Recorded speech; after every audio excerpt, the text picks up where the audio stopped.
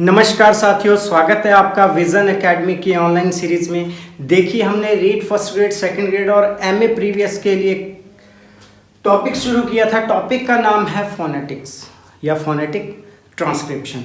हम उसी टॉपिक के दूसरी क्लास में आपके सामने आए हैं।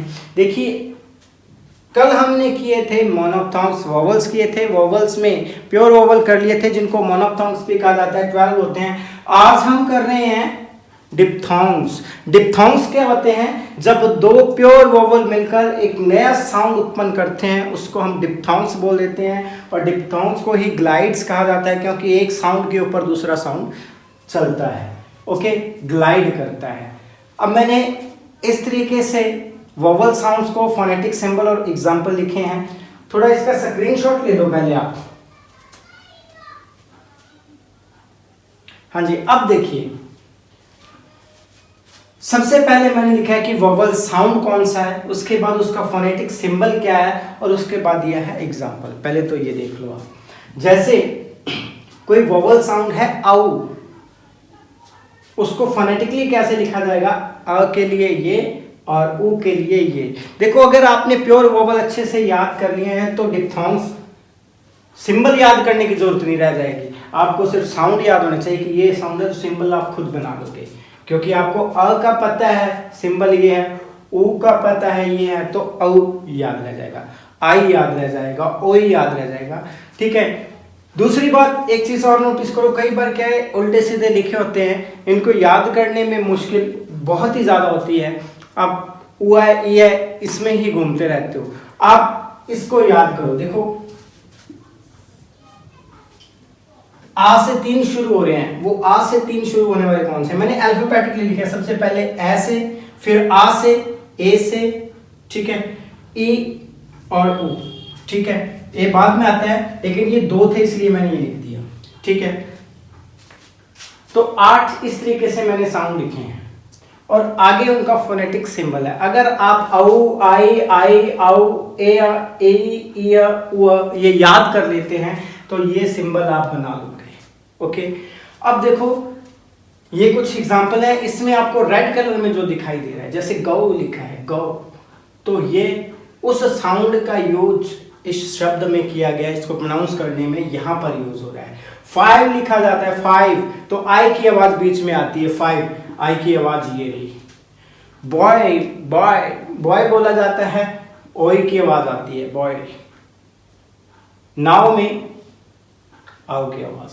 चेयर में एयर, चेयर में एयर की आवाज आपको दिखाई दे रही है। फाइट में आई, ठीक है। नियर में ईयर और प्योर में उअर। देखो, मैंने सीधे क्यों लिखे हैं, आपको फोनेटिकली ट्रांसक्राइब करके क्यों नहीं बताए? क्योंकि पहले आपको कॉन्सोनेंट भी बताऊंगा, आपने सिर्फ याद करना है इनको, ओके। पहले आपको कॉन्सोनेंट भी बताऊंगा, फिर बताऊंगा कि ये कैसे है। फिलहाल आपने ये देखना है कि किस तरीके से ये साउंड यूज हो रहे हैं इनके अंदर, इन शब्दों के अंदर इस जगह पर इस साउंड का यूज हुआ है। और ऐसे ही हमने करना है, जहां पर जो आवाज आ रही है वही सिंबल लगाना है, ठीक है। स्पेलिंग नहीं देखनी कि इसकी स्पेलिंग क्या है, तो आई के लिए आई इधर लगा दिया, ऐसा नहीं। साउंड देखेंगे इसकी कि इसको 5 बोला जाता है, आई तो ई होता है, तो इसको 5 नहीं बोलते, हम 5 बोलते हैं। तो यहाँ आई की आवाज आ रही है, तो इस तरीके से ये साउंड रहेगा। फिलहाल आपको ये याद करना है, सिर्फ ये याद हो गया तो बाकी चाहे ना भी याद करोगे, आपने तो ट्रांसक्रिप्शन करनी है, तो ये याद कर लो, सिंबल अपने आप बन जाएंगे। देखो, एक पेज पे इनको लिख लेना, 3, 4, 5 बार आप इनके जो सिंबल है लिख लिख के बना के लिखोगे तो याद हो जाएंगे आपको, फिर आपको बार बार बनाने भी नहीं पड़ेंगे, ठीक है। तो इस तरीके से इसको याद कर लेना। अब हम चलते हैं इसके कॉन्सोनेंट की तरफ। देखिए, कॉन्सोनेंट वोवल्स हम कर चुके हैं, टोटल कॉन्सोनेंट होते हैं 24, ओके। वो 24 कौन कौन से होते हैं?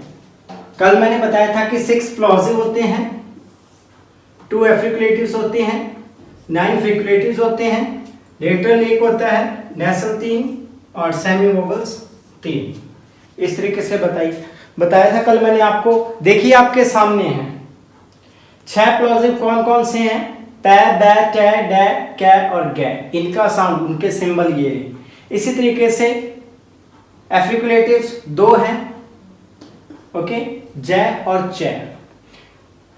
फ्रिकुलेटिव्स 9 है, ये 9 के 9 यहाँ लिखे हुए हैं। लेटरल L है, नेसल्स M N और अड़ंग है, जिनकी आवाज नाक में आती है उसको लेटरल। और ये R, W और J, ठीक है, ये साउंड प्रोड्यूस करते हैं। J करता है ये की। अब देखिए ये सेमी वोवल्स है, Y भी सेमी वोवल माना जाता है, Y को भी सेमी वोवल माना जाता है, ओके। इसलिए Y का यहाँ कोई स्पेसिफिक साउंड नहीं दिया है, Y किसी का सिंबल भी नहीं है, Y को एक सेमी वोवल माना जाता है, ओके।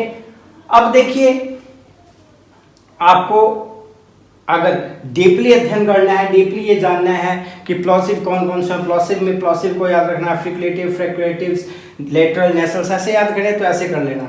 अगर आपको सिर्फ फोनेटिकली ट्रांसक्राइब करना है, ओके, कि मुझे फोनेटिक ट्रांसक्रिप्शन से मतलब है, तब आपने क्या करना है, सिर्फ ये रेड कलर में जो लिखे हुए हैं, जितने भी रेड कलर में लिखे हुए हैं इनको याद करना है। इसका कारण बताता हूं। बाकी का सिंबल वही है जो साउंड वो प्रोड्यूस करता है, ओके। जैसे जी, गे, के, डे, टे, बाकी सभी हमें आते हैं, वही सेम साउंड प्रोड्यूस करते हैं और वही उनका सिंबल होता है।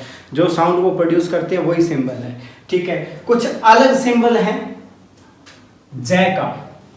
अब जय के लिए 2 सिंबल हैं, जय और जय, ठीक है, जय और जय। अब तो देखो अगर साउंड आएगी जय के नीचे जो बिंदी होती है इस तरीके से जय, तब तो वो जेड से ही प्रोड्यूस होगा, जय, ओके। लेकिन अगर साउंड, ओके, जी और जे से अगर जय की आवाज आ रही है तो उसको हम ऐसे लिखते हैं। जी और जे से अगर वो जय बन रहा है, ओके, जैसे जर्मनी, जग, जी और जे से वो जय बन रहा है तो सिंबल ये लगेगा, ओके। अगर जेड से जय बन रहा है तो जेड ही लगेगा, ओके। जय की आधी आवाज आ रही है, ओके, जय, उसको हम जेड से रिप्रेजेंट करेंगे। सबसे पहले आपको ये याद करना है जय, फिर चय याद करना है। ये थीटा का सिंबल है, थीटा, थे से थीटा, डे से डेल्टा, ऐसे याद कर लेना। डेल्टा का सिंबल है ये थीटा का सिंबल है, ये चय और ये जय। शय, शय के लिए ये एस बना होता है, थोड़ा लेंथ में लंबा होता है, एस की तरह ही है, थोड़ा लेंथ में लंबा है। उसके बाद शय और जय, जैसे टेलीविजन, हम टेलीविजन बोलते हैं, मेजर बोलते हैं, इस तरीके से शय और जय की आवाज़ जहाँ पे इकट्ठी आती है वहाँ पर ये सिंबल आएगा। जैसे टेलीविज़न लिखते हैं, टेलीविज़न बोलते हुए शय और जय की आवाज़ आती है, तो शय और जय की आवाज़ के लिए ये अड़ंग की, न और प्लस गै, आधा न प्लस गै अड़ंग, उसके लिए ये सिंबल। जैसे सिंह बोलते हैं, सिंह, उसमें न और गै की आवाज़ आती है लास्ट में, एन और जी इकट्ठा यूज हो रहा होता है, तो वहाँ पे आ जाता है ये सिंबल।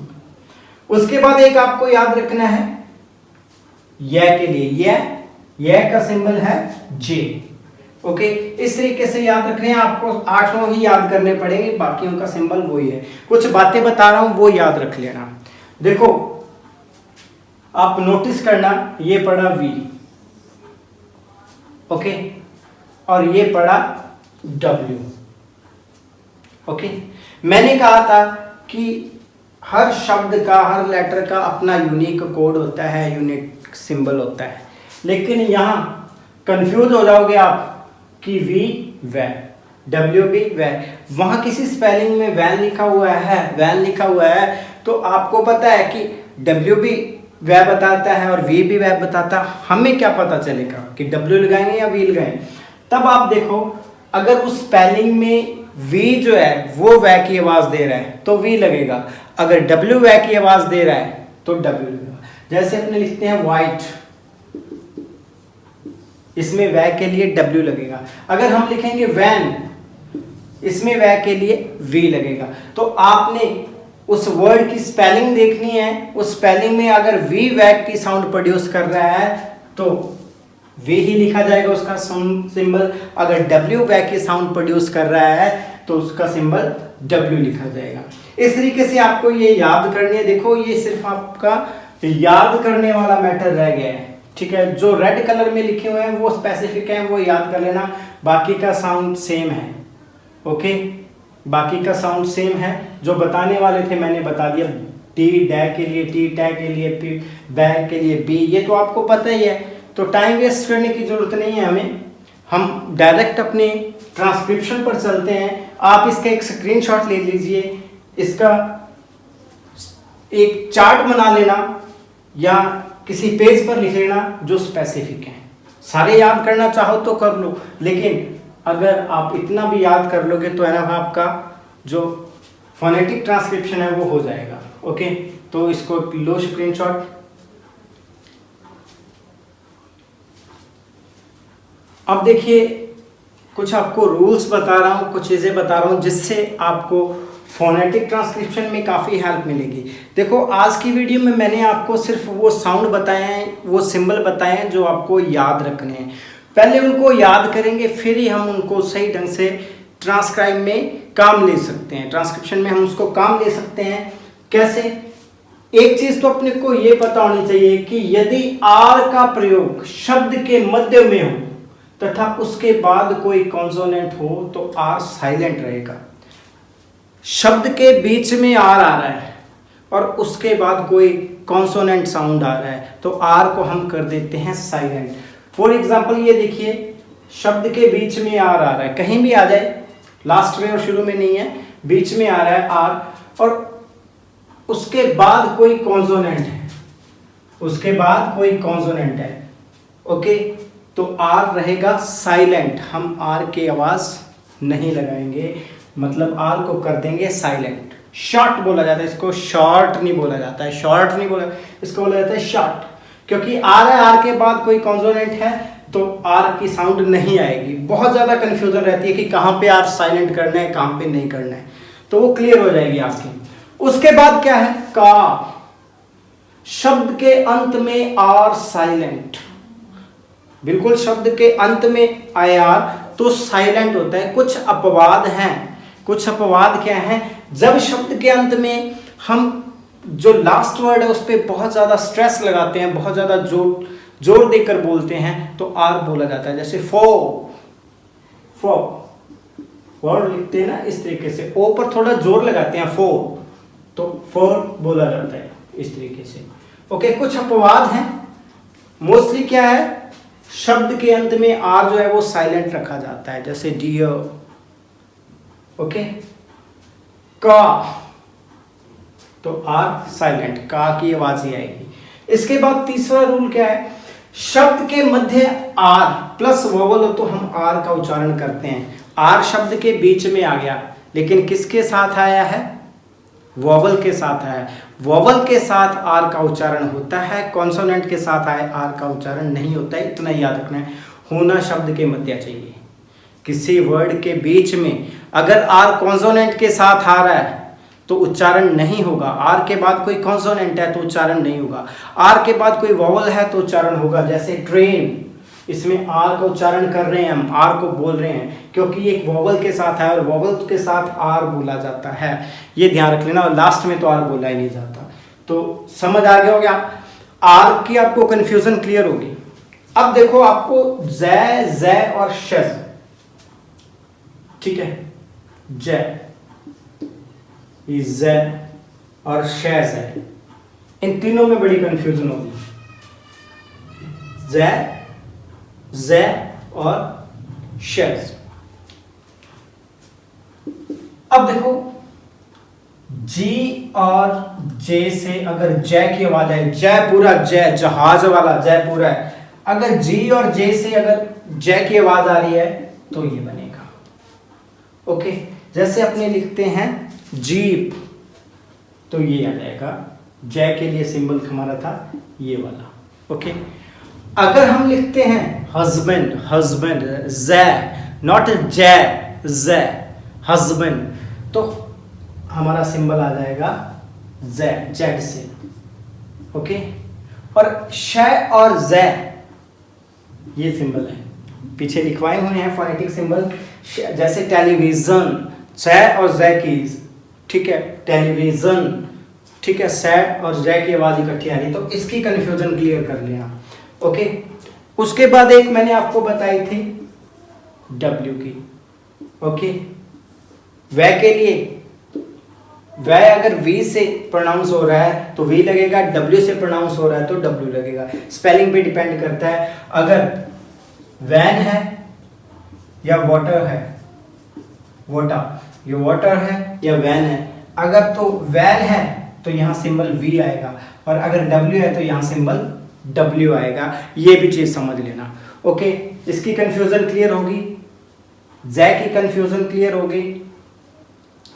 अब देखिए, जब कोई भी वर्ड बोलते हैं उसकी हमें सही उच्चारण करना, सही प्रोनाउंसिएशन आएगी तो हम उसको बोल पाएंगे, हम उसको लिख पाएंगे, अदरवाइज नहीं है, ठीक है, नहीं तो गलत हो जाएगा। जैसे पता है क्या है, कुछ अपवाद होते हैं, कुछ कंफ्यूजन्स होती हैं, अपने इसको बोलते हैं HERB, हर्ब, ठीक है, और अमेरिकन इंग्लिश में इसको कहा जाता है अर्ब। ओके, हम बोलते हैं हर्ब और अमेरिकन में इनको कहा जाता है अब क्या है, ऐसे कुछ अपवाद हैं, इनको छोड़कर, ये तो आपको याद रखने पड़ेंगे अपवाद, ठीक है, इनको छोड़कर बाकी सारे जितने भी उच्चारण हैं उनको आप फोनेटिकली ट्रांसक्राइब कर सकते हैं। देखिए, ये थे आपके फोनेटिक्स, कौन कौन से हैं आपको याद करने हैं। कुछ इंपॉर्टेंट फोनेटिक्स आपको करवाऊंगा, आपके सामने चेंज करके दिखाऊंगा कि किस तरीके से ये साउंड प्रोड्यूस कर रहा है और किस तरीके से इसको चेंज करेंगे, और उम्मीद है कि बहुत ही इंपॉर्टेंट फोनेटिक्स होंगे जिनको मैं आपके सामने ट्रांसक्रिप्शन करूंगा। तो बने रहिए हमारे साथ। Thank you very much. Screenshot लीजिए इसका।